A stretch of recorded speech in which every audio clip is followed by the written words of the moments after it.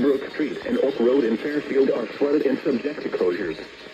At 21.0 feet, widespread flooding in Fairfield, including Bloomfield Avenue. Residences between Route 80 and Route 46 flood.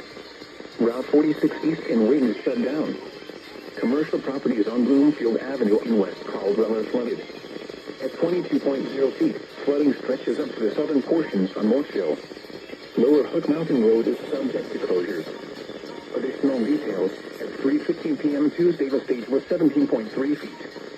Forecast, the river is expected to rise above flood stage just after midnight tonight and continue rising to a crest at 21.9 feet early Thursday morning.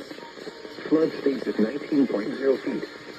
Flood history. This crest compares to a previous crest of 21.8 feet on September 12, 1971. http://www.weather.gov/safety/